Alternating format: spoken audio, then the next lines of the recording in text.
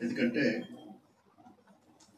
గత త్యాగాలు, గత పోరాటాలు, గత ఉద్యమాలు అవి రోజు రోజుకు వక్రీకరించడానికి కుట్ర జరుగుతాం. అందులో తెలంగాణ సాయుధ పోరాటాన్ని కూడా హిందూ ముస్లిం కొట్లాటగా లేకుంటే పోరాటంగా చిత్రీకరించడం అంటే ఇది మత పిచ్చి గలవాళ్ళు మత రంగు పులిపేటువంటి దురుద్దేశం చేస్తున్న తరుణంలో హైదరాబాద్ జిల్లా పార్టీ ఒక గతాన్ని ఒకసారి వివరిస్తూ దానికి సంబంధించినటువంటి అంశాలను క్రోడీకరిస్తూ తెలంగాణ సాయుధ పోరాటం ఎలా సాగింది, ఎలా ఆరంభమైంది, ఎలా కొనసాగింది, ఎలాంటి విజయాలు సాధించింది అని సంక్షిప్తంగా తెలుగులో, ఇంగ్లీష్లో, ఉర్దూలో ముద్రించడానికి తీసుకున్న నిర్ణయం ఇది సరి అయిన సమయంలో సముచిత నిర్ణయం అని చెప్పి హైదరాబాద్ జిల్లా పార్టీని అభినందిస్తాం. సురవరం సుధాకర్ రెడ్డి గారు ఆరోగ్యం బాగా లేకున్నా ఆక్సిజన్ పెట్టుకుని అనేక అంశాలను ప్రస్తావన చేశారు. ఎవరి కొరకు తెలంగాణ సాయుధ పోరాటం, ఎందుకొరకు తెలంగాణ సాయుధ పోరాటం అనేది ఇవాళ ప్రధానమైన ప్రశ్నించుకోవాలి. ఆయన అనేక విషయాలు చెప్పారు. ఆనాడు మన ప్రజలకి ఎలాంటి స్వేచ్ఛ లేదు, హక్కు లేదు, మాట్లాడడానికి వీలు లేదు, సభలు పెట్టుకోవడానికి వీలు లేదు. జీ హుజూర్ అయానీ బాంచన్ కాల్ముక్త అనేటువంటి ఒక దురాగతం సాగుతున్న ఆ రోజులు అవి నిజంగా చెప్పాలంటే అసలు మనుషులుగా చూసే రోజులు కావు. మరి మనుషులు మట్టి మనుషులనే ఉండేవాళ్ళు. అయా నీ బాంచని వంగి వంగి సలాం పెట్టుకుంటూ దొరల ఇల్లు ముందు చెప్పులు చేతులు పట్టుకొని అయ్యా దండం పెడతా అనుకుంటా, కాల్మొక్తా అనుకుంటా, రకరకాలు ఇంకా చెప్పడానికి వీలైనటువంటి పత్రుల్లో ఆవేదనతో బాధతో తలవంచుకొని మరి చెప్పులు చేతులు పట్టుకొని నడిచే రోజు. అందుకని తెలంగాణలో సుధాకర్ రెడ్డి గారు చెప్పారు, నేను ఎక్కువగా వివరాలు చెప్పదలుచుకోలేదు కానీ 550 సంవత్సరాలు పైబడినటువంటి దేశంలో హైదరాబాద్ లోనే ఎందుకు ఈ సాయుధ పోరాటం సాగిందంటే అది కూడా చెప్పాడు.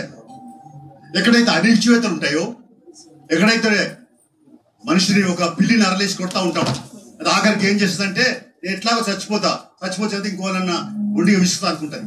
అట్లాగే తెలంగాణలో ప్రజలకు జీవన్ మరణ సమస్య వచ్చింది, చావో రేవో తేల్చుకోవాలనేటువంటి పరిస్థితి వచ్చింది. అందుకనే మన ఆ రోజు ఆంధ్ర మహాసభ ఆరంభమై 1931లో జోగిపేటలో ఆరంభమై భువనగిరిలో 1945లో ఊహించినాటికి అనేక ఆంధ్ర మహాసభ జరిగినాయి. అందులో ప్రధానంగా అనేక చరిత్ర చెప్పారు వాళ్ళు.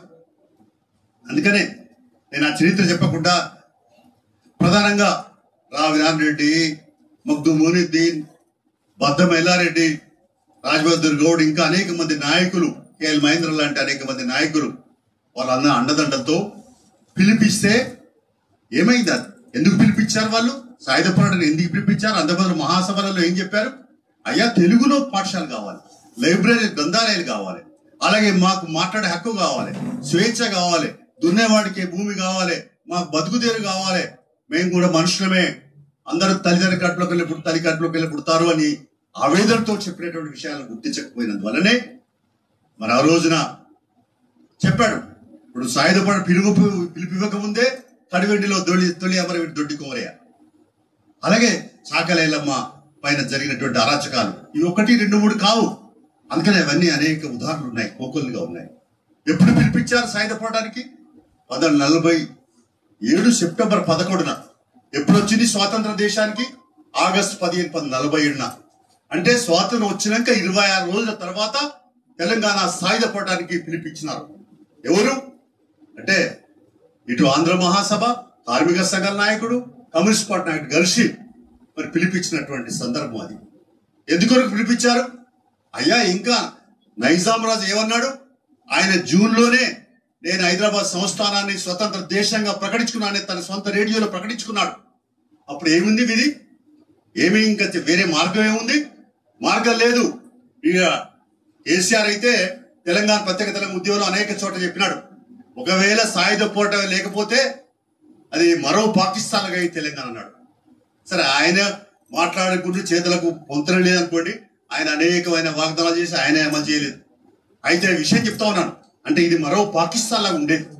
అయితే మరి ఎందుకు ఇలా హిందూ ముస్లిం తగాదాన్ని చెప్పడంలో అంతకంటే దుర్మార్గం, అంతకంటే మరి మానవత్వం లేనటువంటి పరిస్థితి ఇంకోటి ఉండదు. అందుకని మత రంగు పులిపే వాళ్ళకు, మత పిచ్చి వాళ్ళ మీ మాటలు కూడా నమ్మడు. తెలంగాణ ప్రజలు అసలు విశ్వసించారని చెప్పి గుర్తించుకోవాలి. ఇది మరి ముస్లిమే కదా, ఇలా పిలుపులో ఉన్నాడు ఆయన. మగ్దుమ్ మొయినుద్దీన్ ఎవరు, లేదా సోబుద్దీన్ ఎవరు, లేకుంటే షేక్ బందగ్ ఎవరు? వీళ్ళందరూ ముస్లింలు కాదా? కళ్ళు లేవా? అందుకని అటేమో ఎంఐఎం సంస్థ వారు కాసిం రాజు ఏమో అట్లా చెప్తాడు, ముస్లిం హిందూ అంటాడు, బీజేపీ వాళ్ళు అట్లా అంటారు. అంటే ఏమన్నట్టు వీళ్ళు హిందూ ముస్లిం తగా తీసుకురావాలని. మనం ఏమంటున్నాం? మనుషులంతా ఒకటే, మానవత్వం కావాలని మనం అంటున్నాం. అందుకనే తెలంగాణలో ప్రజారాజ్యం కావాలా, తెలంగాణకు స్వేచ్ఛ కావాలి, స్వతంత్రం కావాలనే మరి ఆగస్టు 15 దేశానికి స్వాతంత్రం వచ్చినా రానందువల్లనే సెప్టెంబర్ 11 తెలంగాణ పిలుపు ఇవ్వబడింది. ఆ పిలుపు ప్రభంజనం అయింది, ఊరు వాడ ఉప్పనైంది.